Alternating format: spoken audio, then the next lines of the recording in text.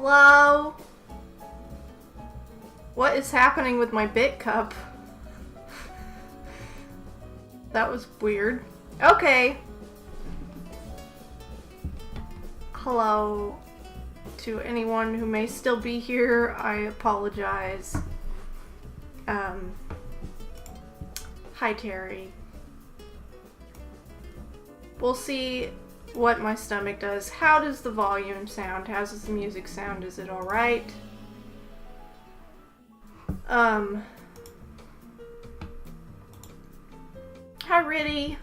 Welcome for joining.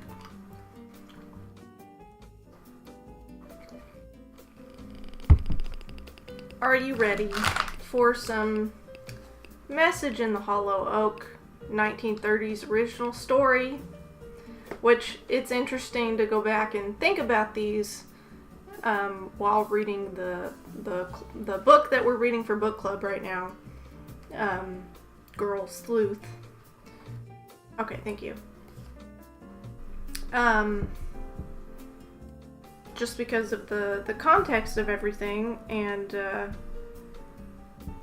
I always forgot to realize that these books, the originals, came out during the 30s, right before the Great Depression hit, which is really interesting when you consider what a lot of the themes were for the book, because Nancy is very well-to-do.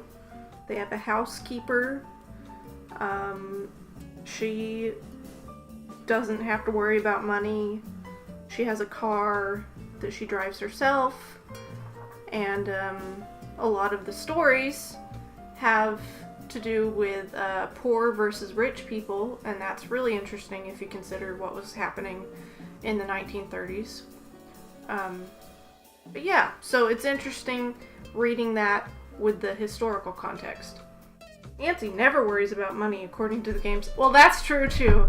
They kept true to the Nancy Drew character with her interactive games and money. Yep. Alright, well, we will jump right in. I think I like the music. I hope you guys like the music too. Even when she has none. Exactly. And then she can just always get a job as a cat dancer. Doesn't she dress up like a cat? I don't know. Which is often.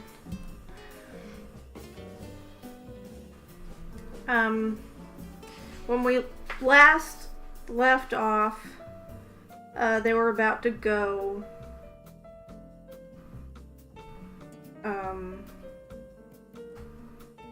well, they were looking at something. They were going with like a little army group to the property, and they found a lookout for the other team. So, hey Summer, okay, no worries, welcome for lurking. Dance and catsuit for money in foreign countries, kids. That's the moral of the story. So anyways, we're starting on chapter 20, Startling Information. I just realized my drink is in front of the microphone. This is not the best place to have that, so let me switch this to the other side.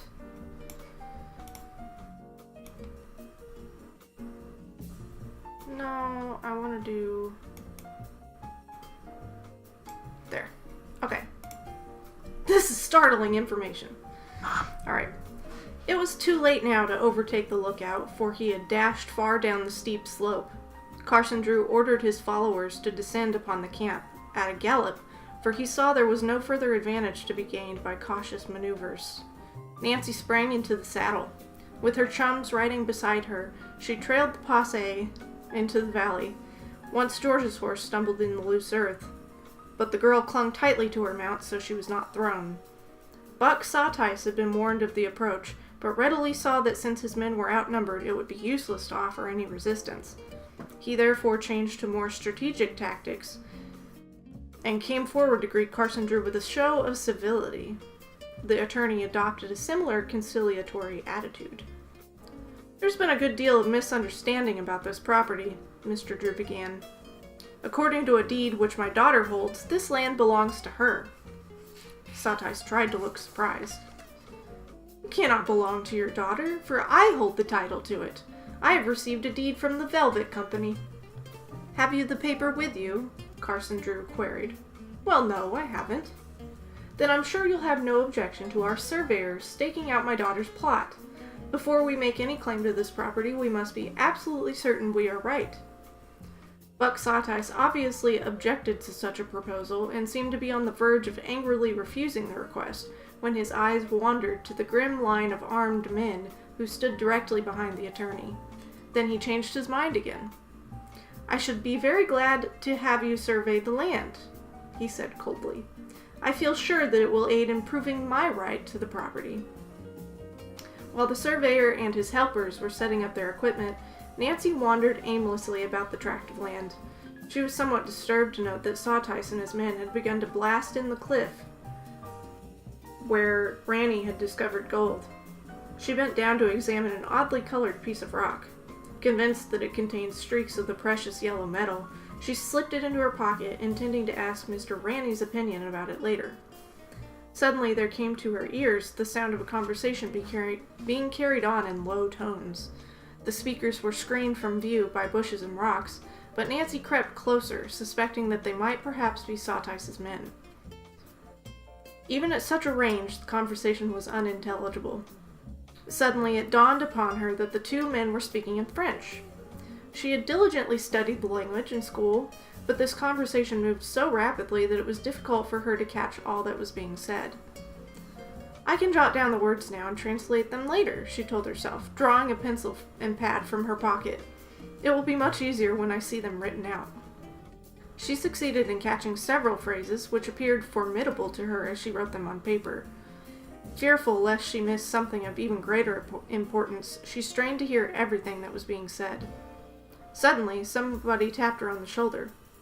Nancy stifled a scream as she wheeled about to face Tom Stripe. You! Here! She gasped. The man was glancing at the notebook, trying to make out what she had written. Don't look so startled, he smirked. What are you writing, anyway? Relieved, Nancy realized that the man could not read French. I always carry a notebook with me when I go any place, she evaded neatly. I like to jot down my impressions of the scenery and the various people. This answer seemed to appease Stripe. However, his tone became slightly menacing as he said, This isn't a very healthy place for you to be taking notes. It's my land, Tom Stripe. It was your land, you mean, he sneered. I gave you a chance to sell, and you wouldn't take it. Now it's too late. That remains to be seen. If I should lose the property, I'd always be glad that I refused to have business dealings with a man like you. Tom Stripe moved closer, and for an instant Nancy thought he was going to strike her. But her significant glance in the direction of the surveyor, who was working not far away, warned him that if he should molest her, she would scream for help. With an angry gesture, the fellow turned and then walked away. Nancy raced back to see if she could find her father or Mr. Ranny, but they were nowhere to be seen. Bess and George, who were sitting on a boulder watching the surveyor, greeted their chum eagerly. Where have you been, Nancy? Bess asked. We were beginning to grow alarmed, for George thought she saw Tom Stripe skulking around here. You're quite right, Nancy returned, addressing the other girl. I met him just a minute ago. Did he try to harm you? George queried anxiously. I think he would have liked to, but he lacked the necessary courage with so many persons nearby. It certainly was lucky for me that he never learned French. What are you talking about, Nancy? Bess asked in bewilderment. For answer, her chum laughingly withdrew the notebook from her pocket. Her face grew unusually serious as she read what she had copied. After she had explained the significance of the writing, she translated the message for them. Old Recluse has been sent by new owner here on Wild Chase. Meanwhile, men are robbing fellow of his property, say he will never come back alive. How dreadful! Bess exclaimed as she peered over Nancy's shoulder to reread the message herself. I'm not surprised that it almost frightened you to death when Tom Stripe tried to translate your notes, George added. Oh, do you suppose Mr. Chap really has been harmed? He's been tricked, and his life is in danger. The men said a great deal more, but they talked so rapidly I couldn't catch everything. What can we do to save poor Mr. Chap? Bess asked, greatly worried. I'm going to tell Mr. Ranny and Father, Nancy declared. They may decide to organize a searching party. George glared at Buck Satice, who was working a short distance away. I'll venture he could tell where Mr. Chap is gone, she said furiously. For half a cent, I'd walk over there and accuse him. She arose from the rock with the idea of carrying out this intention when Nancy caught her by the arm. Don't do anything rash, George. We mustn't let anyone suspect what we know. If we do, we'll lose all chance of finding Mr. Chap. I suppose you're right, Nancy. I know I'm inclined to be too hot-headed. There's Mr. Ranny now, Bess indicated. I'll go over and talk to him, Nancy said hastily. She drew the prospector aside and showed him the notebook. His face grew stern as he read the words written in French. Tom Stripe and Buck Satice are back of all this, he cried angrily. I'll have it out with them right away and learn the truth of the matter. That's what George wanted to do, Nancy smiled. But I believe that's not the best way. We haven't enough evidence to accuse anyone as yet. I thought that if you would scout around a little and follow Stripe and his friends, we might perhaps find Mr. Chap and at the same time get proof of his abduction. At these words, Norman Ranny smothered his anger, for he realized that Nancy's suggestion was a wise one. After he'd warned the girl to destroy her notes lest they fall into the hands of someone who might be able to read them, he moved swiftly away. Nancy did not have an opportunity until some time later to tell her father what she had overheard. When he joined her after a lengthy talk with the surveyor, he too had news to report. I'm making excellent progress in accumulating data to be used in the Taylor lumber case, Carson Drew declared enthusiastically. The surveyor gave me a few tips which I mean to investigate as soon as I return to Wellington Lake. I'm glad of that, his daughter replied. 2 purposes will be accomplished by the trip. Of course, we can't do much here until after the survey has been made. I realize that, Dad. In fact, I've not given much thought to my property rights since we arrived here. I've been too worried about poor Mr. Chap.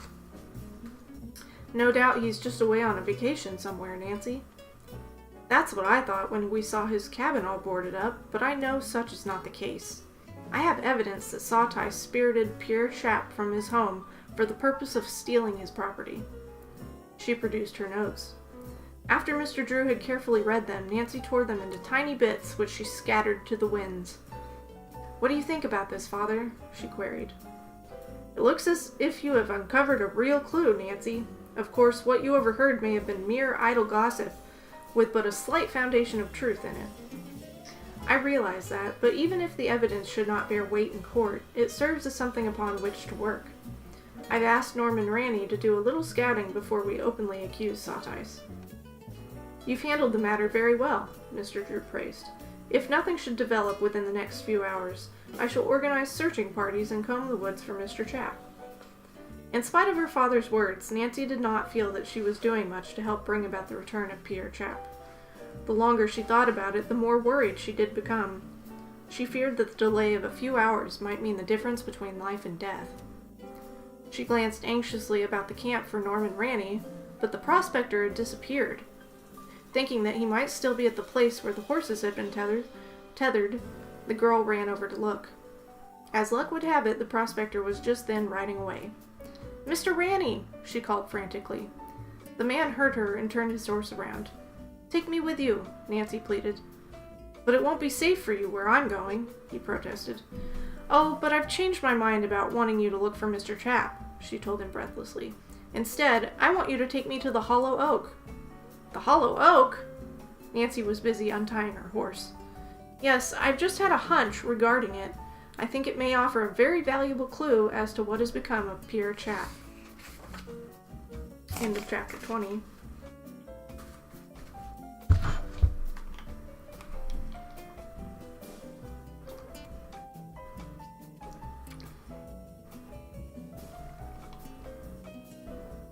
Naturally, as she begins, I have to use the bathroom. Carson travels with an entourage. Wandering aimlessly, how I play indie games. Too fast to hear, but slow enough to write down. Naturally.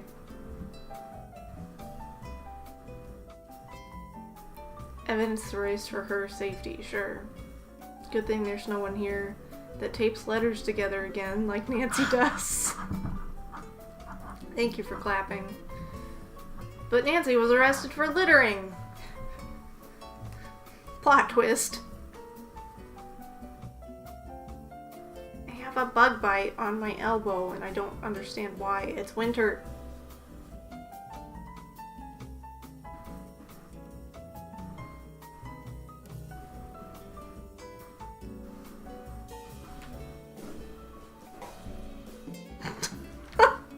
Yeah, I think I need a dance command like V does. Winter bug, clearly.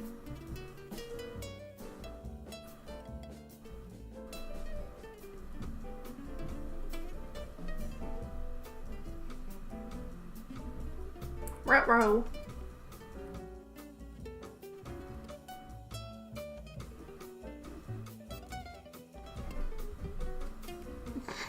This looks weird. The bugs come in from the cold. Claps for excellent dancing. Well, thank you. I'm bowing. It's hard to do this in like a little square webcam space, you know? It's hard to dance in that tiny space with just your like head and shoulders. Now I'm like itchy all over. Ah, I need to stop. I may have to get more water soon, but let's keep going. And yet I make it work. Thanks. I try. Okay. Chapter 21, The Hidden Chest. If Norman Ranney had any doubts regarding the advisability of the journey to the famous old letterbox oak, he kept them to himself. So he and Nancy Drew rode over the narrow trail in silence until finally they came near a waterfall. This is the northern edge of Pierre Chap's land, the prospector explained. It is one of the most beautiful places in this section of the country. Years ago, Annette and I would often meet here. He led the way through a lane of stately trees. As they approached a giant gnarled oak, which stood by itself in a tiny clearing, Norman Ranney paused. As he did so, an expression of mingled pain and joy came over his face. The tree was well over 100 years old, Nancy felt sure. Never before had she beheld a more magnificent specimen. The prospector indicated a dead limb which had split from the trunk. That is the bough that almost finished me. I guess this old oak must have a sort of kindred feeling for me. Otherwise, I shouldn't be here now. Nancy crossed over to the ancient tree, gazing with renewed interest at its bigness. Mr. Ranney, please tell me where the hollow letterbox is, she eagerly said to her companion. Ranney showed her a cleverly concealed cavity far up the trunk at a point where two of the boughs came together. It was nearly out of reach for one of Nancy's height, so she stood up on tiptoe to peer into it. It seems to extend far back into the tree. Yes, the prospector agreed. At one time, a swarm of bees decided to adopt that hollow, and until we could get rid of them, Annette and I thought we'd lose our letterbox. Nancy thrust her hand into the opening, but brought it out empty. It looks as if my hunch weren't such a good one, Mr. Ranney. What did you expect to find? I don't know, Nancy admitted. Something just seemed to tell me to come to this old oak. I had a feeling that I might find a communication of some kind about Mr. Chap. That is quite unlikely. I suppose I have brought you here on a wild chance, Nancy said apologetically. But now that we've made the trip, I guess I may as well examine the hollow carefully. Would you please lift me up, Mr. Ranney, so that I might run my hand far back into the cavity? Obligingly, he raised her, and Nancy once more thrust her arm into the opening. This is a family-friendly stream, don't get any ideas. I can feel something, the girl announced excitedly. It rustles, just like paper. Probably it's a dead leaf. No, it's a piece of paper, Nancy maintained, but it's just beyond my reach. Let me go after it. the prospector urged, beginning to share in her enthusiasm. Nancy made way for him, but the paper was too far down in the hollow for even his grasp. "Wait, I'll get a stick," the girl cried. She found one with a knob on the end. Randy held her up again. This time she was successful in raking in the paper. Triumphantly, she then held it up to the light. "It's a message! It is!" she cried. "Read it," Randy commanded tensely. It was difficult for Nancy to keep her voice steady as she began. "Fearing for my life at the hands of Buck Sawtice and his gang, I am placing this message in the hollow oak, trusting that if anything should happen to me, it will someday be found. I hope that the one who discovers this communication will be you, Annette, my granddaughter, who married the Randy boy against my will. I realize now that my attitude was misguided, and I beg your forgiveness for having attempted to prevent your wedding. I have hidden my money at the base of this tree. The inheritance is yours, Annette. Keep it with my blessing, and try to forgive your loving grandfather, Pierre Chappe." "Let me read the message for myself," Norman Randy cried as Nancy finished. "I can't believe that I heard you correctly. Is it possible that Grandfather Pierre believed that Annette and I were married?" "It appears that he did," Nancy returned, handing him the note for his inspection. "What does he mean by the reference to his money? Do you suppose he actually hid a treasure here besides the tree?" "Grandfather Pierre never had a great deal of confidence in banks. He hoarded funds which he kept in the house." "Then the treasure must be buried here, as he states, if we only had something with which to dig." "I'll go back and get a spade. It won't take long. You're not afraid to remain here alone, are you, Miss Drew?" "No," Nancy said staunchly. "Only try to hurry as fast as you can, and be careful that no one follows you back here." "I'll return in 15 minutes if luck is with me," the prospector promised. He's not going to return. When she was left alone in the still, deep woods, Nancy began to wish that she had accompanied her friend. It made her a trifle nervous to feel that she was the sole guard over what might prove to be a fair-sized fortune. As she again moved over to the hollow oak, a slight sound in the bushes caused her to start. What she heard was only a wild animal, however. Nancy occupied her time trying to determine the exact spot where the treasure might be buried, and soon located a patch of recently turned earth. "This must be where the money is hidden," she said to herself. "Oh, I wish Mr. Randy would hurry." She sat down, her back against the gnarled tree, and waited. Nervously, she clasped and unclasped a gold bracelet she was wearing.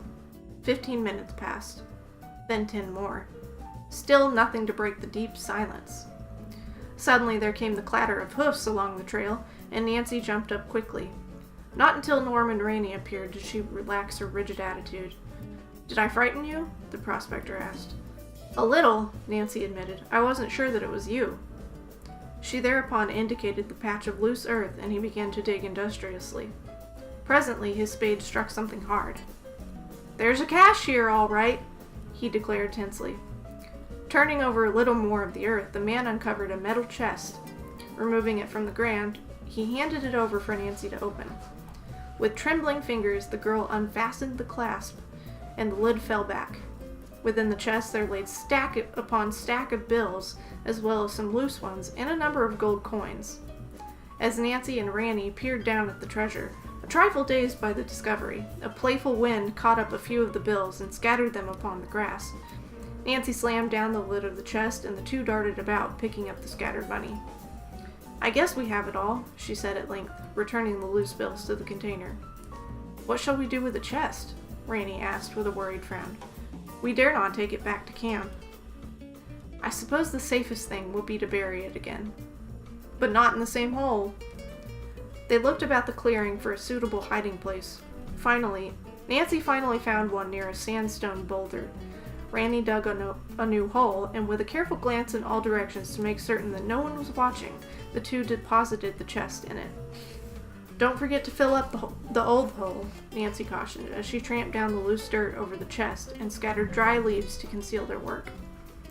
The prospector carefully refilled the gap in the earth beneath the old oak and smoothed down the surface. "There, that's the very best we can do," he announced, picking up his spade. "We may as well get away from here." "The sooner the better," Nancy agreed. They mounted their horses and rode rapidly in the direction of the camp. Both Nancy and her companion avoided speaking of Pierre Échappe. The discovery of the note he had left in the hollow tree had chilled their hearts with the fear that the old man might be dead. Buck Sawtice holds the clue to his fate, Nancy thought. If I only knew of some way in which to force that man to reveal the truth. They were now drawing near the mining camp.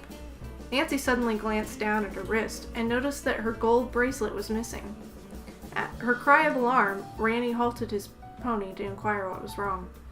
"I've lost my bracelet." "You must have dropped it on the trail." "Either that or else it fell from my wrist when I was sitting by the oak tree. I remember unclasping it. If anyone should find it near the place where the treasure is hidden, he might grow suspicious as to why we were there. It had my name inside." "We'd better ride back for it." "I don't so much mind losing the bracelet, even though it is a good one," Nancy said apologetically as they turned their horses, "but I am afraid it would reveal a clue to the finder, something I don't want known just now. Especially if it should come into the hands of one of Buck Sawtice's men," Rainey added. "They doubtless know Grandfather Pierre hid his money somewhere near here, and are trying to force him to reveal the hiding place." "I can't bear to think of anybody being tortured," Nancy shuddered. Norman Randy's lips drew into a hard line. "I'd not put anything past Buck Sawtice and his gang," he said. Within a few minutes, they drew near the hollow oak and tied their horses in a clump of bushes some distance away. As they walked along the path, Nancy caught sight of the footprints of a man in the moist earth, footprints which she did not in the least resemble. I think there's an alarm going off. Oh yeah, Keegan's phone is at home. As they walked along the path, Nancy caught sight of the footprints of a man in the moist earth, footprints which did not in the least resemble Randy's. She called their companion's attention to them. "The print is a fresh one," he declared, stooping to examine it. "Someone has passed by this way since we left here a few minutes ago." Okay, I'll finish this chapter. They proceeded at a more cautious pace. As they drew near the clearing, they halted and peered through the bushes. Nancy started. She saw a man examining the soft earth near the base of the hollow oak. It was none other than Tom Stripe. "He must have followed me from camp when I went for the spade," Randy whispered. "Do you think he saw us dig up the treasure?" "I doubt it. He seems a little suspicious of the loose earth, but doesn't quite know what to make of it." "I hope we gathered up all the banknotes that blew away," Nancy whispered nervously. "If he were to find one of those, he'd be almost certain to suspect the truth." As she spoke, they heard Tom Stripe utter a low exclamation of surprise. He reached down and picked up an object from the loose dirt. "He's found my bracelet," Nancy gasped. Not grasped. Okay, I'll be right back. An alarm is going off, so I'm gonna turn that off.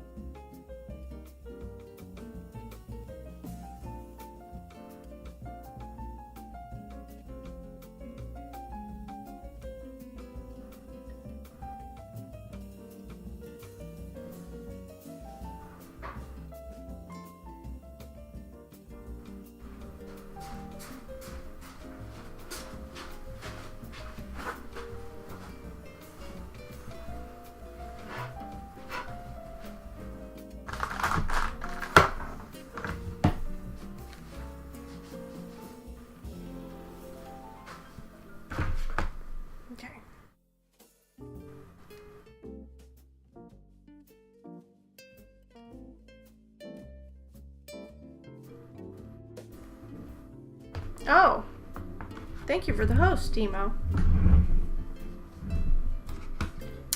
Let me see.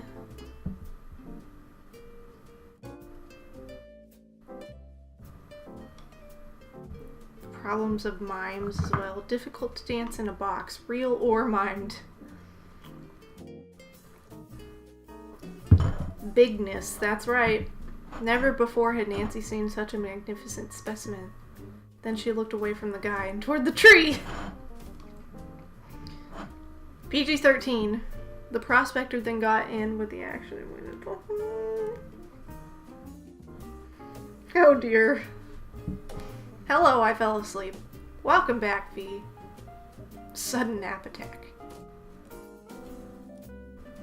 All that time you were checking yourself out earlier today must have just tuckered you out. Snowing? Ooh. Hope you can blanket burrito during snow. Just wondering if it's worth the risk to go to work, as I might get trapped there. Claps for chapter 21. Yes, that was chapter 21. Hello, Timo. Welcome for joining.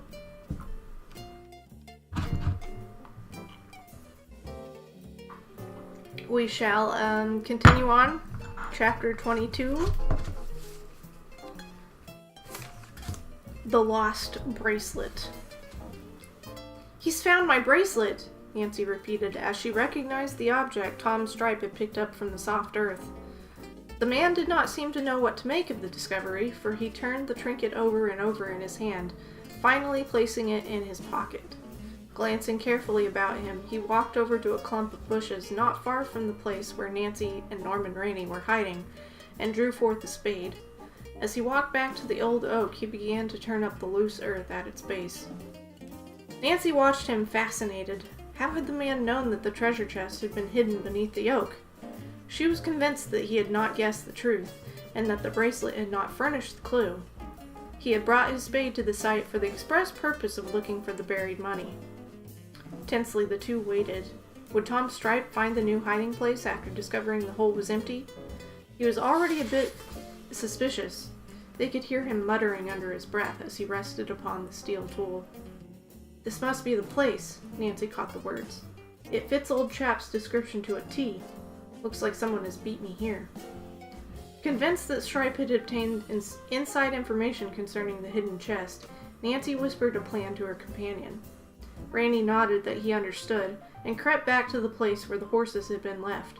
He returned a moment later, bringing with him a long coil of rope. Do you think you can lasso him from this distance? Nancy whispered anxiously. If you miss, he'll get away. Randy did not reply. Instead, he stepped out into the open, his rope swinging. It swished softly through the air and settled neatly over Tom Stripe's shoulders. Taken completely by surprise, the man dropped his spade and uttered a terrified yell. As he struggled to free himself, Randy drew the rope taut about his captive's waist. Let me go, the prisoner snarled. All in good time, Nancy replied pleasantly. Time to the tree, Mr. Randy. Tom Stripe made a desperate effort to free himself, but was unable to move. The prospector then trussed him securely to the trunk of the old oak. What do you want? The prisoner demanded fearfully. If it's the money, I've never found it. So we noticed, Nancy responded. You may as well tell us the truth, Tom Stripe, for it will go much easier with you if you do. Who told you about Mr. Chap's money? The prisoner maintained a sullen silence. What have you done with the recluse? Nancy demanded sharply. The only answer was a sardonic smile. Randy tried the next question. Though he threatened the man, he could not get a word from him. Realizing that such tactics were useless, Nancy and her guide retired a few paces away for consultation.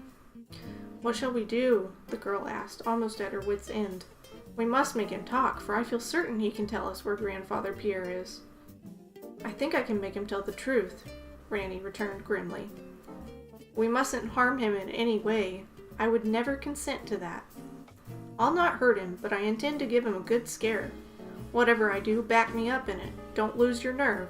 I think he'll talk. Nancy was almost as troubled as was the prisoner when the prospector began to gather together a pile of dry sticks. What are you going to do? Stripe demanded uneasily. Oh, just build a little fire. Still think you don't care to talk, eh? Stripe ignored the question, but Nancy observed that beads of perspiration had broken out over the man's face. She began to feel a bit sorry for him. Randy brought the pile of dry wood and placed it at the base of the oak tree. "This is just an old trick the Indians sometimes use with their prisoners," he remarked pleasantly. Tom Stripe's face became convulsed with terror. "Terror, how could you?" Yet even then he would not give in. "You haven't the nerve to go through with it," he taunted. "Wait and see," Randy countered. After he had finished his somewhat elaborate preparations, he drew a match from his pocket. Stripe watched with fascinated eyes as the prospector lighted the dry wood. A tiny flame leaped up, licking at the prisoner's boots. It was all Nancy could do to keep from pleading with Randy to extinguish the blaze, yet she recalled his promise that he would not harm the man. "Now will you talk?" Randy asked. Tom Stripe moistened his lips. He gazed down at the fire. The last shred of his courage vanished. "Put out the fire! Put it out!" he screamed. "I'll tell you the truth." Nancy darted forward to help Randy stamp out the flames. The prisoner had not been hurt, though he was almost hysterical from fright. "All right, out with the story," the prospector ordered. "I knew all about the hidden chest," Stripe gasped. "I tortured Pierre, chap, and forced him to tell me where he had hidden it." At this admission, Brandy involuntarily stepped forward, as if to strike the prisoner. However, Nancy placed a restraining hand upon his arm. With an effort, he controlled his temper and listened to the remainder of the story. "Where is Mr. Chap now?" Nancy questioned, after Stripe had finished relating the manner in which he had overpowered the old man. The captive hesitated, then said, "He's hidden in an old cave about 6 miles from here. It's called Gordon's Grotto." "I know where you mean," Randy nodded. "You stay here and watch Stripe," Nancy suggested.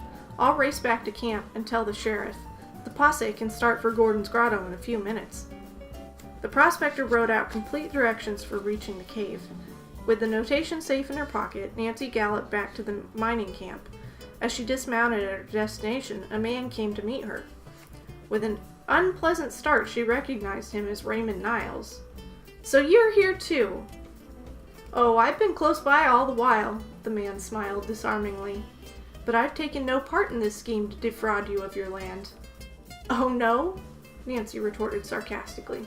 "It's the truth. I did try to buy your property, but I have a great distaste for the whole affair now, since I've met you and found you such a charming young lady." "I don't care for your admiration, Mr. Niles. Please permit me to pass." With a toss of her head, Nancy moved past him and went to find the sheriff.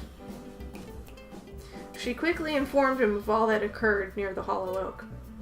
"I'll send some of my deputies there without delay to take Stripe prisoner," the man promised. "I'll dispatch another group to Gordon's Grotto."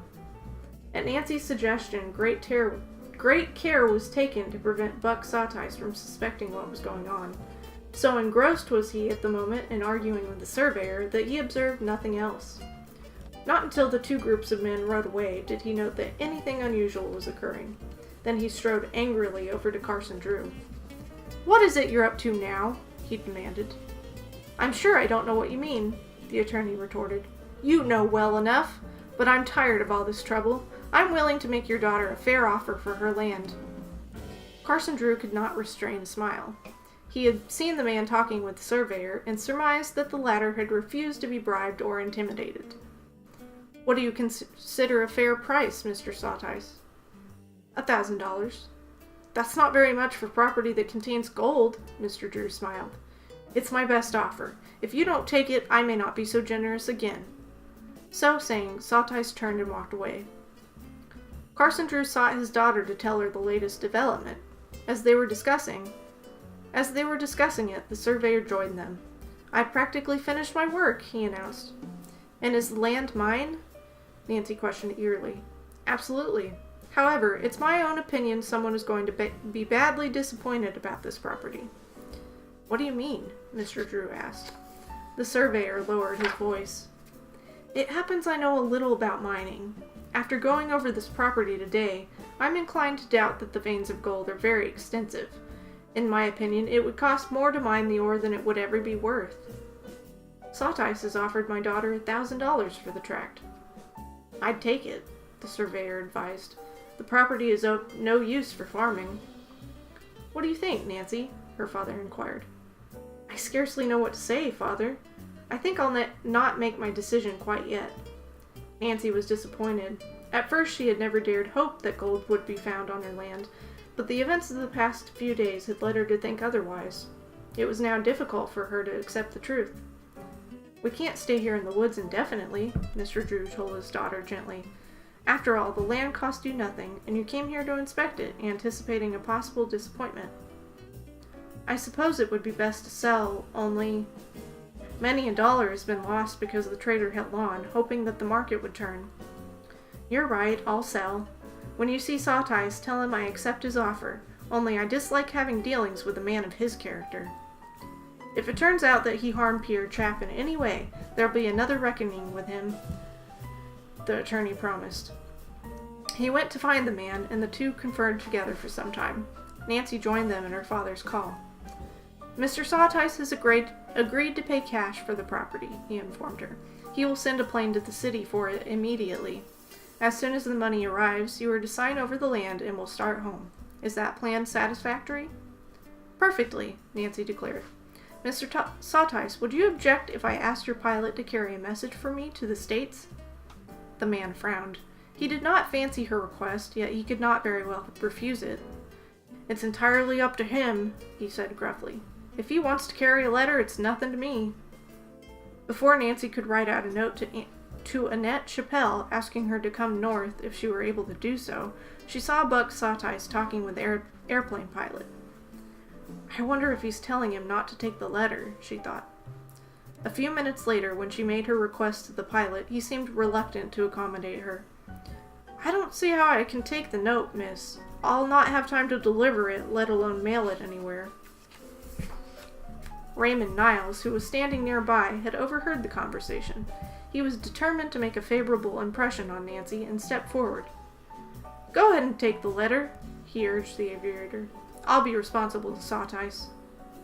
"All right," the airman agreed. "Give it to me." Nancy handed in the message with instructions for its delivery. A little later the plane took off and was lost to view in the sky.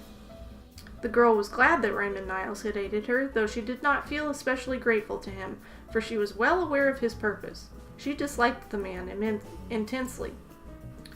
"Don't rush away," he coaxed her as she turned after watching the takeoff. "I can't stop and talk now," she told him hurriedly. She had caught a glimpse of the sheriff's posse returning from the search for Pierre Chap and ran to meet the riders. End of chapter 22.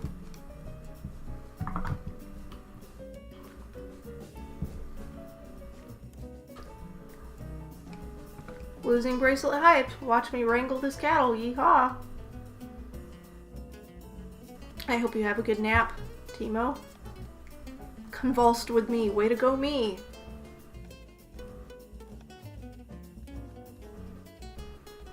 Be fun, have safe, Riddy.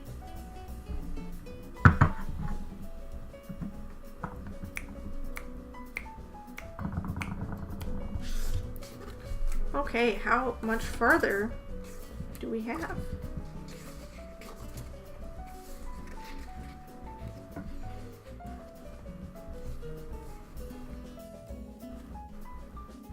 We're on, okay, we have 3 more chapters. So, chapter 23, Treachery. They regarded her coldly. Aware that something was wrong, Nancy sought the sheriff, who spoke to her in terse sentences. It was nothing but a hoax. We had a hard ride, only to find that no one had been imprisoned in the cave. Most likely, Chap's safe in his cabin now.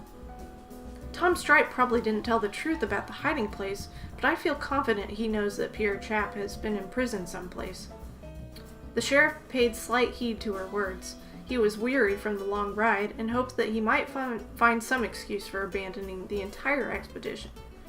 Nancy was mortified at the mistake she had made. Now that Pierre Chap could not be found, it would be impossible to arrest Tom Stripe. She felt discouraged at the failure of her plan. "Surely you aren't going to abandon the search for Mr. Chap?" she queried. "Save for the ridiculous story Tom Stripe told you, what proof do you have that he has been kidnapped?"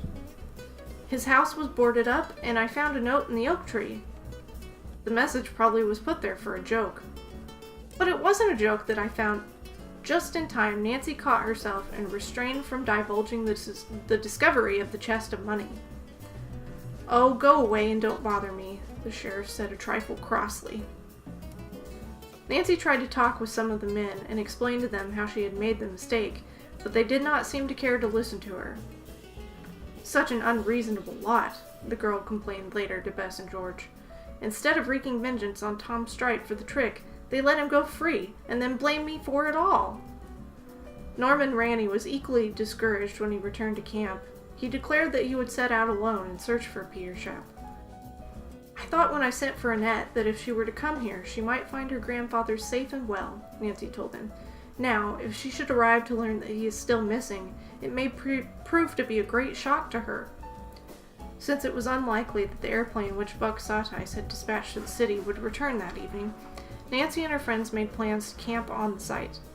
They had brought only the barest necessities with them and spent a most uncomfortable night. When morning dawned, there was still no sign of the airplane. Mr. Drew and his daughter were troubled at the delay. Buck Sawtice, on the other hand, did not seem the least bit disturbed. He kept his men busy removing gold from the surface vein. "I don't like the way they're carting off my nuggets," Nancy complained. "After all, I haven't sold the land yet, so they're really stealing from me." "There's nothing we can do, I'm afraid," her father told her. "The sheriff doesn't seem disposed to protect our interests of here late." "The sheriff doesn't seem disposed to protect our interests here of late." "I've noticed that," Nancy said ruefully. At noon, one of the sheriff's men sighted a distant forest fire from the knoll. He reported it to his companions, all of whom prepared right away to fight it. "Sorry we can't stay," he told Carson Drew, "but there's nothing for us to do around here anyway." "That depends upon one's point of view," the attorney retorted. Save for Norman Ranney and his friends, the Dawsons, everyone had deserted the camp. Buck Sawtice could not conceal his pleasure as he watched the men ride away. "They weren't really doing us any good," Mr. Drew commented to Nancy when the two were alone, "although the psychological effect of their being there was worthwhile." She nodded soberly. "Now that the sheriff has gone, Buck Sawtice may try a few tricks." "That's it, exactly. I don't like the way he's acting. He seems entirely too confident about something. I can't understand why the plane hasn't returned with my money." "Neither can I. It begins to look a trifle suspicious." All that day the party waited. It was irritating to watch the miners at work, removing gold ore and nuggets which they chanced to find, but Nancy and her friends held their peace. "If that plane doesn't arrive here by morning, I intend to have a showdown with Sawtice," Carson Drew told Ranney. "I'm beginning to think we've been tricked." Nancy could not sleep that night. She was so worried about Pierre Chap. She gave little thought to her own problem, but tossed restlessly in her blankets. Finally, she dressed herself and left the tent. It was a pleasant moonlight night. That's what it says. It was a pleasant moonlight night. Everything was quiet about the camp. "I'll take a short walk," Nancy decided. "Perhaps that will make me tired enough to want to sleep." Yeah, great idea, Nancy. Going on a walk in the middle of night in a forest alone. She had gone but a short distance through the trees when she beheld the silhouettes of two men directly ahead of her. Creeping up closer, she heard them talking animatedly together in French. "I'm sticking with Sawtice," she heard one of them say, "for he's a shrewd old fox. Why, I know for a fact that he never intends to pay Nancy Drew for this land.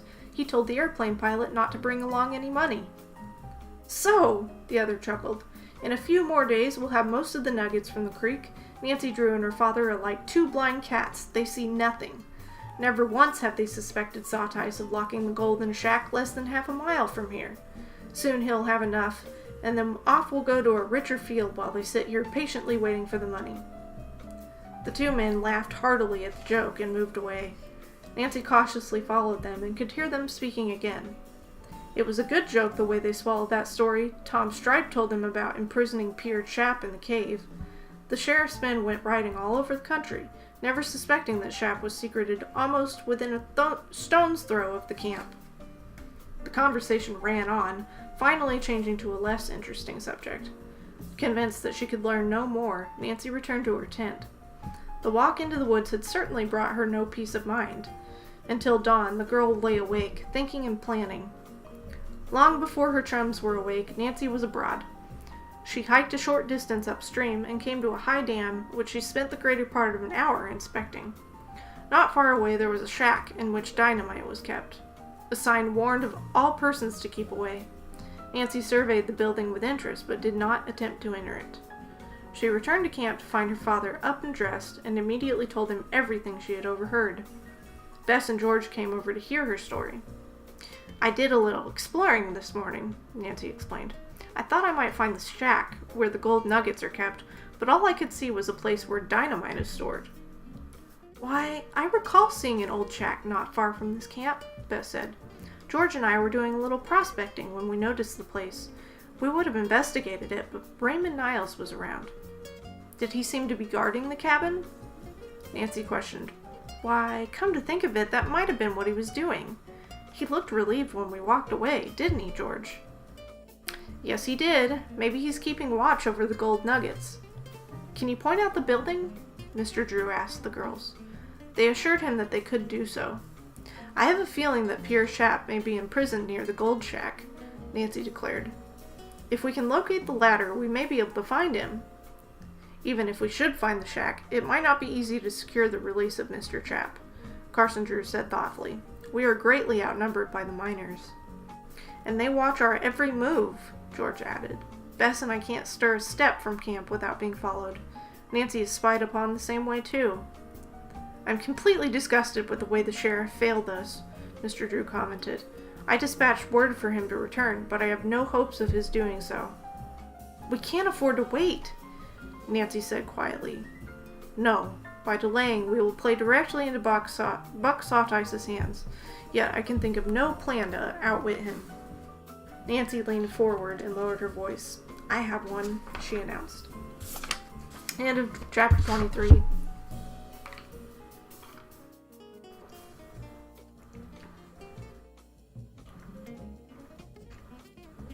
And I need to go get some water. Good, wholesome fun. Alright, I will be right back. I need to go get some water real quick. So, please hold, enjoy the music.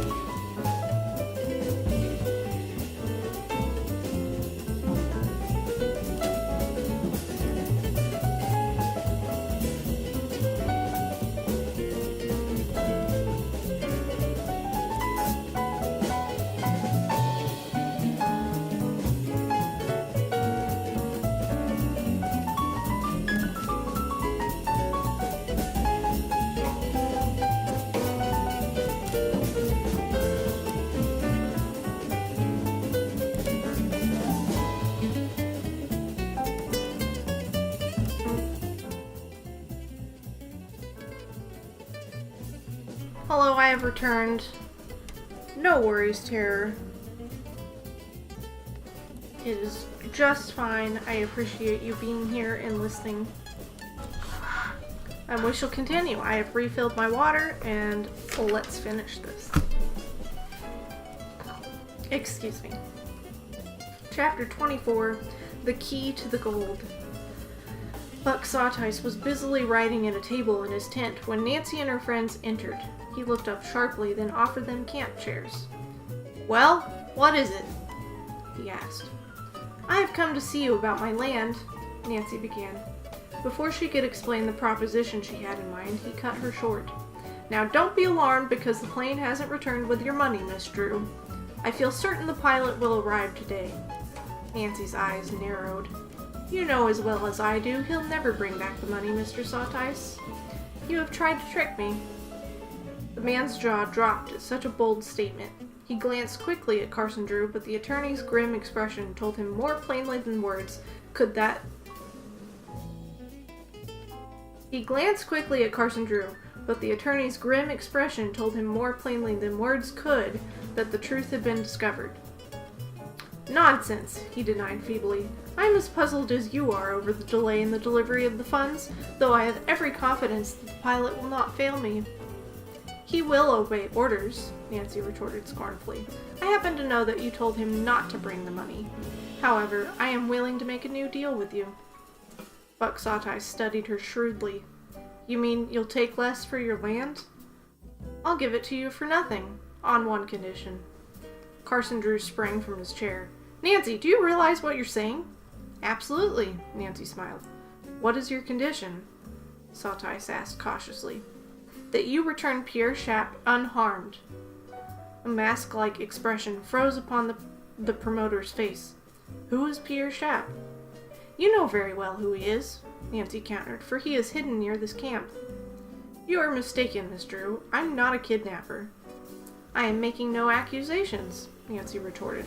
However, I feel confident that if you wish to do so, you can locate Pierre Chappe. Should you care to accept my proposition and have him safely encamped by nightfall, I will deed over my land to the Yellow Dawn Mining Company. Nancy, you will lose everything by this deal, her father protested. I've thought it all over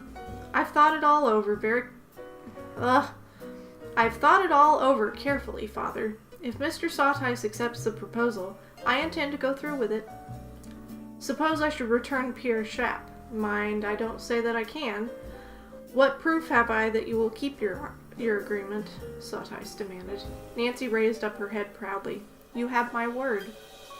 And do you agree to abide by this decision of your daughter? The promoter asked Carson Drew. I suppose I must, though I'll admit it goes against my grain to do so. What do you say? Nancy urged. If your father will sign the paper as your guardian, I'll agree. All right, I'll sign, Carson Drew snapped. Now are you satisfied? Quite, Sawtice smiled. I really admire your daughter for her shrewd business ability, otherwise I would decline the proposal. You know, had I wished, I could have taken the land without obligating myself in any way. Carson Drew stifled a bitter retort as he escorted the girls to the door of the tent. When the four were out of earshot of Buck Sawtice, they gave vent to their pent-up feelings. It was nothing less than stealing, Mr. Drew declared angrily. Nancy, I'd never have permitted you to go through with it, had I known what you proposed to do before we went into that tent. That's why I didn't tell you, the girl smiled. I lay awake last night thinking and thinking. It seemed to me the only way to save poor old Mr. Chappe. But you'll lose everything, George wailed. They'll get all the gold. According to Mr. Ranney and the surveyor, the best part of it has already been taken from the land. But the nuggets really belong to you, Bess maintained. Buck Sawtice has no right to take anything until you deed the property to him. Isn't that correct, Mr. Drew? Yes, it is, Bess, but up here in the woods might seems to be right. I wish I could save the gold, though I don't see how I can, Nancy said regretfully. After all, Pierre Chappe's life is the most important consideration. You aren't really provoked at me, are you, Father? The attorney squeezed her hand. No, I'm very proud of you, Nancy. You have been wonderfully generous. But it infuriates me to think that Sawtice is going to win out in this affair. He should be behind prison bars. The attorney dropped his voice as Sawtice emerged from his tent. They saw him walk across the field and converse with several of his cronies, whereupon the four men rode out of the camp, leading an extra horse. They're going after Mr. Chappe, Nancy was confident. Sawtice only pretended that he didn't know where to find him. Carson Drew left the girls to talk with Norman Ranney. Now's our chance to get the gold, Nancy whispered to Bess and George. I didn't dare mention all my plans when Father was here, for he wouldn't have permitted me to attempt it. She then outlined what she proposed to do, and Bess and George were a trifle frightened at the daring of her scheme, yet at her insistence they were willing to attempt to carry it through. The girls quietly slipped away from camp. Bess, who remembered where the gold shack was located, led the way. A short distance from the building, they paused to talk over the situation. "Raymond Niles is still there on guard," Bess observed. "Then this is almost certain to be the shack where the gold is kept," Nancy said with satisfaction. "Now, girls, don't forget your parts in our little play." Assuming an air of innocence, the three chums linked arms and strolled out into the clearing.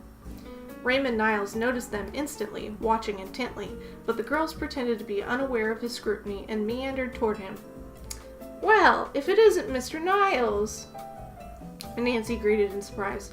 "I was wondering where you had been keeping yourself lately. We haven't seen you in camp much of late." Flattered to think that his absence had been noted, the guard bestowed his best smile upon the three. "Is this your cabin?" Bess inquired politely. "Well, not exactly. I sort of own a part interest in it. I look after it for another fella." "I'd love to see the inside," Nancy said wheedlingly. "I wish I could let you do so, but it's impossible. The other fella wouldn't like it." "Oh," George sighed in pretended disappointment. "I did so want to peer inside. Of course, you don't mind if we just look in the window, do you?" Before Niles...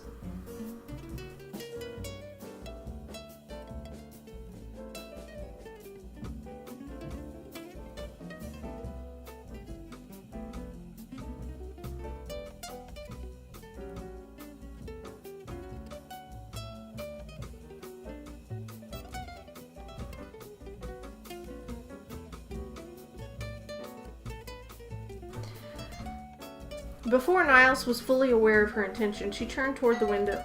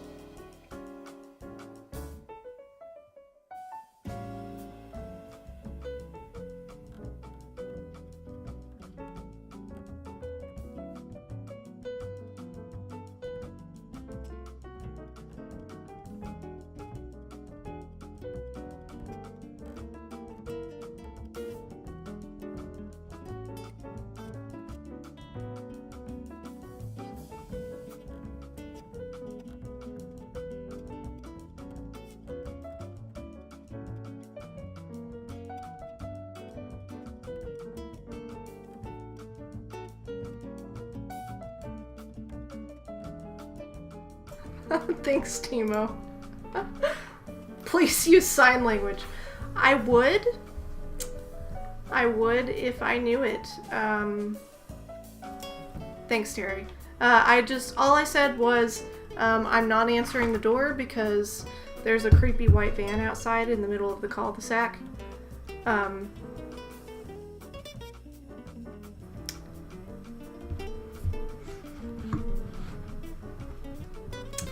Yeah, this is a family-friendly stream, so that's not really appropriate, Darko.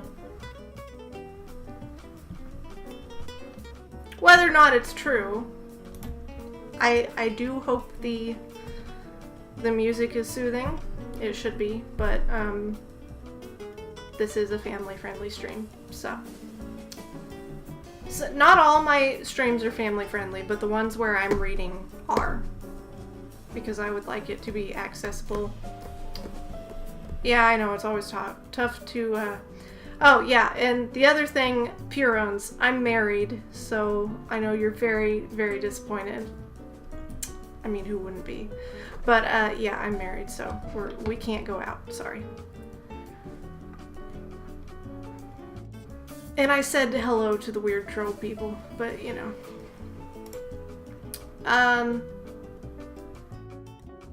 Yeah, I guess, Terry, just keep an eye on it. I'm going to continue reading, and well, yeah! I'm taken, dude. And it's kind of weird to just randomly ask people out that you don't know. Just saying. Okay. Alright. Before Niles was fully aware of her intention, she turned toward the window. "Here, you mustn't do that," he cried, starting after the girl. This was the opportunity Nancy sought. She had noticed that Niles held in his hand the key to the padlock of the door. "Oh, please, let us go inside," she pleaded, grasping him by the hand. A foolish grin spread over the young man's face. "I wish I could, Miss Drew, but I have to obey orders." Nancy smiled as she quickly withdrew her hand from his. But she had the key in her possession. "Oh, come on, girls," she called carelessly. "What do we want to see this silly old place for, anyway?" Taking their cue, George and Bess followed her. "Don't be in such a hurry," Niles begged. "Stay and talk a while." They pretended not to hear him. Did you get the key, Nancy?" George demanded when they were some distance away. "I certainly did. Foolish fellow. He thinks every girl in the world is captivated by his charms." "What do you intend to do with the key now that you have it?" Bess inquired curiously. "I don't know, Bess." "You doofus. If you're planning on getting that gold, it won't be so easy." "That's what I'm afraid of," Nancy admitted. The day passed slowly. Toward nightfall, men were seen coming slowly down the trail. They were leading another horse upon which Pierre Chappe was mounted. The old man slumped in the saddle and nearly collapsed when Mr. Drew and Norman Ranney hurried to assist him in alighting. They half carried him to a nearby tent. Buck Sawtice did not give Nancy nor her father an opportunity to talk with Mr. Chappe. "I've kept my part of the agreement," he told them. "Now you must do as you promised." The girl had the deed ready. In rapid order, scarcely pausing to read them, she signed the papers which the promoter thrust into her hand. Almost sullenly did Carson Drew add his signature to the documents. "There, the land is yours," he said bitterly after the final sheet had been signed. "I presume it gives you intense satisfaction to cheat my daughter out of her property?" Back in the tent where Norman Ranney was ministering to the needs of old Mr. Chappe, the Drews began to regret having kept their agreement, for they were to learn that the prisoner had been most inhumanely treated by his captors. "They beat me nearly every day," Mr. Chappe related in a cracked voice. "They tried everything they could think of to make me tell where I had hidden my money. Even after Tom Stripe learned the truth, they abused me shamefully." "Did Buck Sawtice have anything to do with it?" Nancy demanded. "Yes, he was the ringleader. Everything was done according to his orders. Even on the way here, the men beat me." "It was included in the agreement that Mr. Chappe should be returned unharmed," Nancy said bitterly. "In every way, Sawtice has broken his promises." "If only you hadn't signed away the land," George groaned. "It wouldn't have been necessary had we been properly protected by the authorities," Carson Drew snapped. "We are justified in taking the law into our own hands." "There should be some way of recovering stolen gold," Ranney declared. "If you like, I'll march into Sawtice's tent with my gun and demand a settlement." "You would be overpowered in an instant," Nancy said. "I think I have a better plan. I've already told Bess and George about it. Wait here until we return." The daring girls darted from the tent before they could be stopped. Racing to the gold shack, they were elated to find that Niles had left his post. Nancy unlocked the door. With George standing guard, Nancy and Bess made a hasty search of the place. In one of the cupboards, they found a heavy bag of gold nuggets. "Quick, I think I hear someone coming," George warned. Nancy and her chums grasped the precious ore, and they ran as fast as they could back to the tent. She thrust the heavy container into the hand of her surprised father. "Keep this for me. I have something more to do." As she was about to dash from the tent again, she paused to fling out some important instructions. "Get Mr. Chap out of here as quickly as you can, and everyone meet me in 10 minutes at the place where our horses are tied." "What are you going to do?" Carson Drew called after her. Intent only upon her purpose, Nancy did not hear him. She ran up the path which led to the dynamite shack. It was her plan to change the course of the stream by blasting the power dam. "It's a risky thing to attempt," she told herself grimly, "but if I succeed, Sawtice will never be able to use my property." Okay.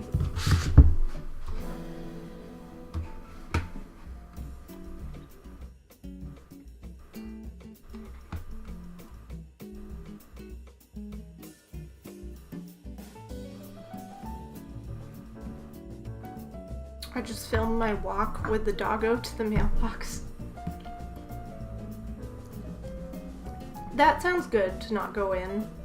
Does that mean you get a 3-day weekend, Rudy?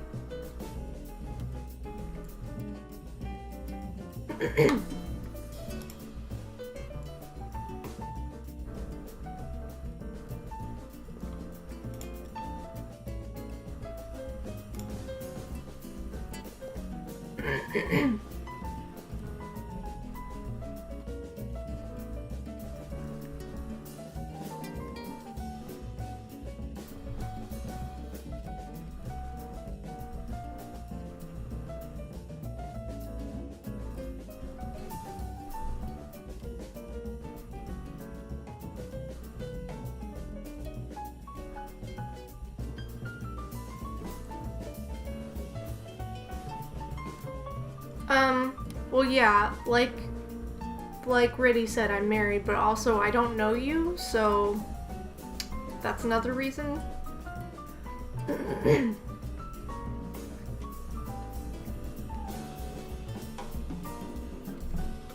Claps for chapter 24, unless it clears up and I have to make up for it.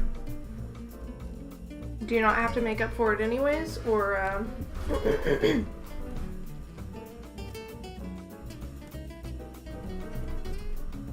did they not? I guess they didn't just outright cancel.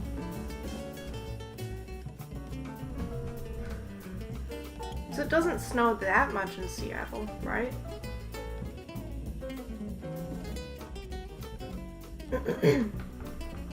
I believe we are on the final chapter. I will, but maybe on Monday.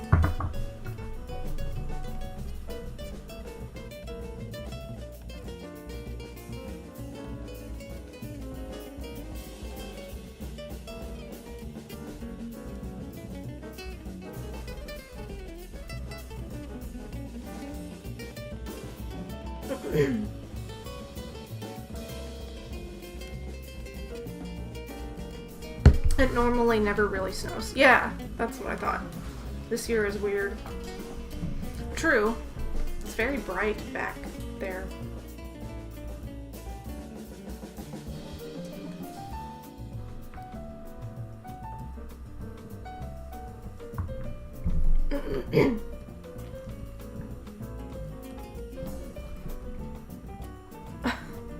Hi, Timo.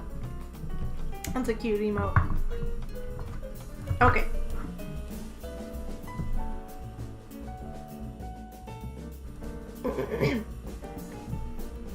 Okie dokie, well, we're on our final chapter.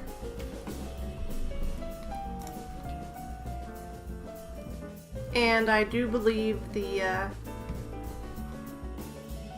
trolls went away. It's just weird when it's like in between trolling and being slightly rude, you know? I took half of 5-hour energy, so it's taking longer to rest. Well, you gotta not do that.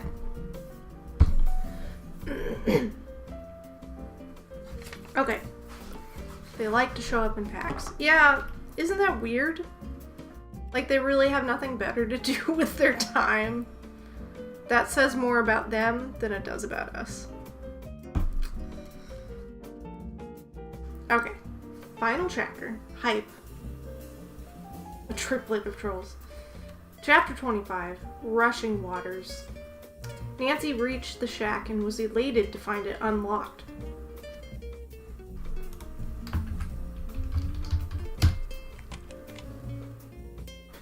Thanks, Betty. She carefully selected a large stick of dynamite from among the stores of explosives and carried it gingerly to the dam. Balancing herself dexterously, she moved far out upon the structure and placed the charge so that it would explode in the most advantageous place. She hesitated but an instant, and then struck a match which she applied to the long fuse. The flame began to eat its way slowly toward the stick. Pausing only long enough to make certain that the fire would not go out, Nancy turned and fled. She was all out of breath when she reached her friends. "Mount and ride for your lives!" she cried.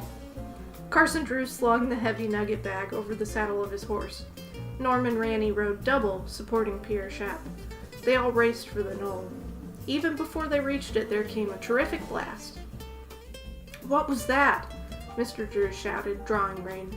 "Don't stop now," Nancy cried, striking at the flank of his horse. "Ride on, ride on!" They reached the hillock in safety. Then Nancy pointed with a trembling hand to the torrent of water that was flooding down the valley and coursing over the ground they had recently left. "You dynamited the dam?" her father exclaimed. "Yes, for that was the only way I could prevent Sawtice from using my property. Now it will be covered with several feet of water. The mining tools and equipment will be destroyed, but I warned the workers to stay away from the valley." Fascinated, the party stood upon the high ground and watched the water as it spread out over the land. The erstwhile camp soon became a lake. "I'm glad Sawtice and his men escaped," Nancy said soberly, "even though they are scoundrels." After Mr. Chap's story had been told to the authorities, warrants were issued for the arrest of Buck Sawtice and his fellow conspirators. Tom Stripe and Raymond Niles were apprehended almost immediately, though several days passed before Sawtice was placed behind jail bars. He was scheduled to be tried for participation in many fraudulent schemes. Shortly after Nancy and her friends returned to Wellington Lake, Annette Chappe arrived by airplane in response to the urgent message she had received. She had recovered rapidly from her accident and looked almost as well as she had the day she first met Nancy.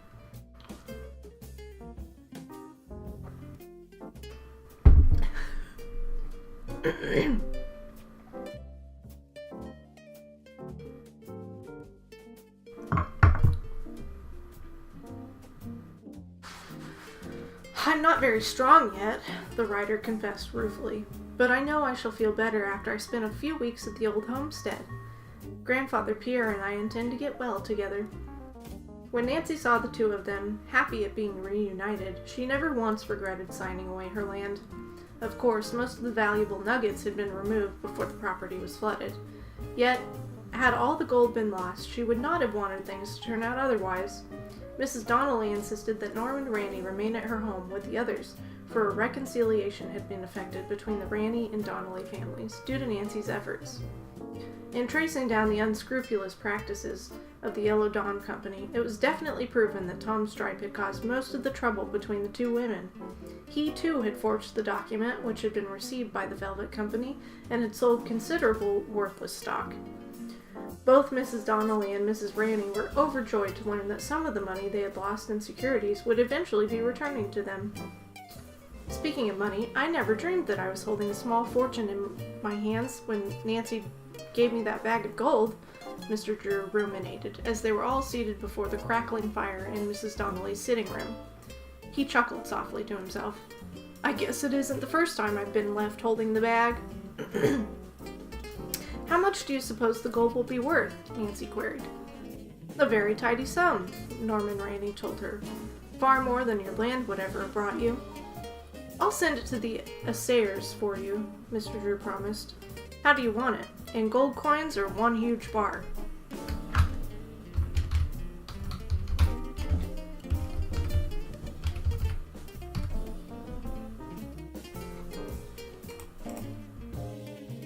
Oops.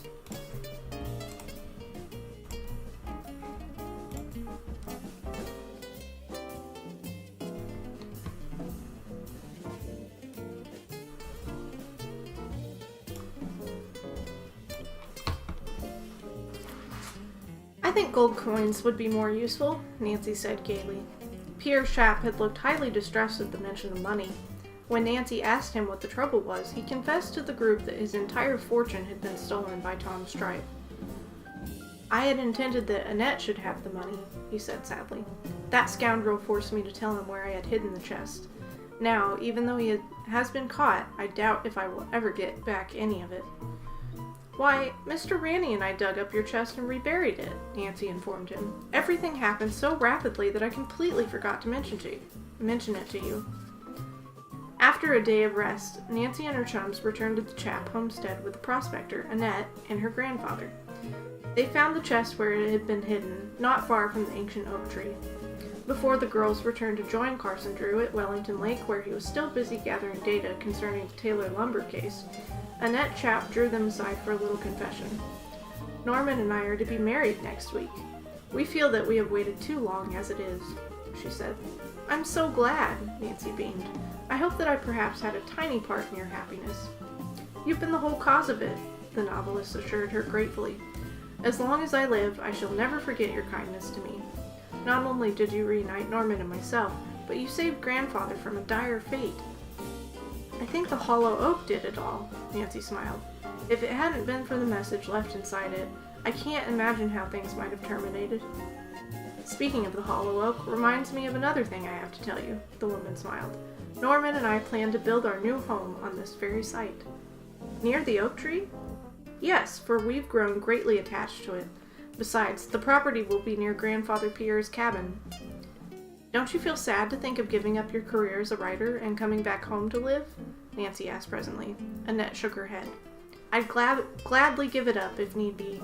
However, this is an ideal place in which to write. Although I shall have to relinquish my movie contracts, there will be more time for me to write thought-provoking novels. I'm sure you'll be very happy here, Nancy said, smiling. When Nancy and her friends returned to Lake Wellington, they found that Carson Drew had completed all his business matters and was eager to start back for the United States. Before they left the North Woods, the girls inquired about the condition of their former guide, Pete Atkins. Great was their relief to learn that he was well on the road to recovery. I wish you didn't need to hurry away, Mrs. Donnelly protested as she bade goodbye to her young charges. So do we, Bess and George told her in unison. We'll try to come back next summer if you care to have us, Nancy declared, but you must promise not to provide us with so much excitement. Mrs. Donnelly laughed heartily. I think the only way I could promise that would be for me to keep all of you locked up in one room. As they were en route to River Heights, Carson Drew disclosed that the trip north had been a highly successful one for him. I have absolute proof now that Buck saw Tyson's involved dishonorably in the Marcus Taylor lumber matter, he told the girls. If I don't win that case now, I'm not worth much as a lawyer. When the train pulled into River Heights, Nancy was amazed to see that almost everyone in town had turned out to welcome home the little group. Hannah Gruen was the first one to greet the girl as she stepped from the platform. My, if it isn't good to have you home again, she cried, wiping a tear from her eye. It seems as if you've been gone a year. Nancy smiled in appreciation. I must admit it was one of the most exciting vacations of my life. At the time, she did not realize that soon she was to become involved in an adventure just as thrilling, to be called by her chums the Mystery of the Ivory Charm. Did you bring the bag of gold with you? The housekeeper whispered anxiously. Nancy laughed gleefully. No, I'm thankful to say that Father has relieved me of that responsibility. The gold is at the assayers now. I won't know for several weeks how much coin I am to receive for it. Shortly after the Drews returned to River Heights, the Marcus Taylor case came up for trial. No one was surprised to learn that the lumberman had been awarded a large sum in damages, for Carson Drew had gathered such a vast array of evidence that no other verdict would have been possible. One day, Nancy received a long letter from Annette Chap. The young woman enclosed a photograph of the famous old oak on the Chap property. Nancy placed it carefully away in a drawer that held some of her choicest possessions. The letter contained considerable news. Buck Sawtice had been brought to trial. He had been convicted on many counts and sent to prison for a long term. Tom Stripe and Raymond Niles had escaped with lighter sentences. After discussing the events, Nancy seated herself upon the arm of her father's chair and playfully tweaked his ear. "As my legal advisor, how would you suggest that I spend my gold?" she asked. Carson Drew thoughtfully blew several smoke rings to the ceiling before answering. His eyes twinkled as he replied, "I was just thinking that you might want to buy a little real estate." Nancy glanced ruefully at her father to see if he was really serious. Then she laughed heartily. "Father, if anyone should ever offer me another deed, I'd run a mile," she said. "After having had so many exciting adventures up north, I think I'll agree to your holding title to all the property that comes into the Drew family." The end. Go, Nancy, run. End of The Hollow Oak. We made it through. We finished another book.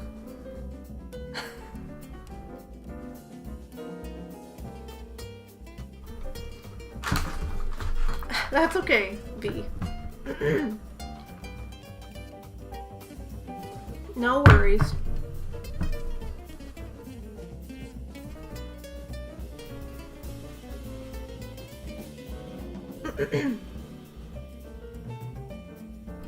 I was gonna see if there was anyone on that I would want to raid.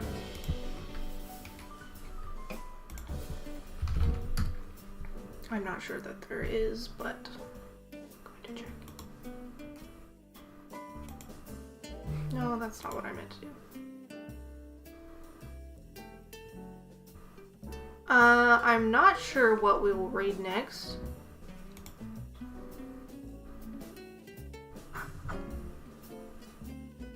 Nah, that's okay.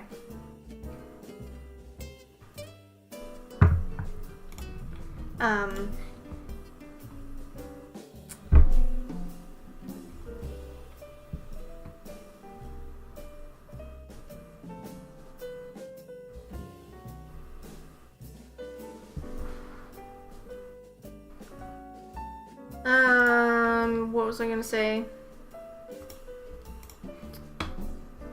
Next will either be, I feel like I've read the next one, Ivory Charm. I'm pretty sure I have, so it may be number 14. Or we may do a poll for the next book. Let me see. I'm going to check.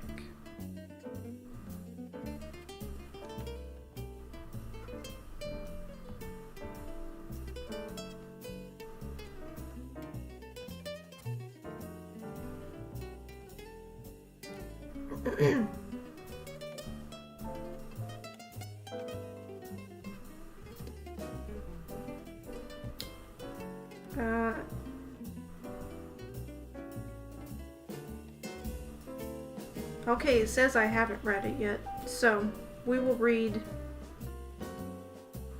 13 next. Mystery of the Ivory Charm. And apparently I don't have this book on my currently reading, which is silly, but that's okay. I will update that in a bit. Of course, my app is going to crash, but you know, that's Goodreads does that sometimes. Well, thank you guys for being here. And I'm not entirely sure when the next stream is going to be yet. It won't be this weekend. I don't know when we're going to be able to do How with Keegan. It just kind of depends on his schedule. So I will post my schedule for next week, this weekend, on Discord and Twitter. Hopefully I'll be able to follow it. again, the last 2 weeks I've not been able to follow it. And that ad is a perfect place to stop the music. So, thank you guys for being here once again, and I will see you all later. Love you all, and have a good weekend.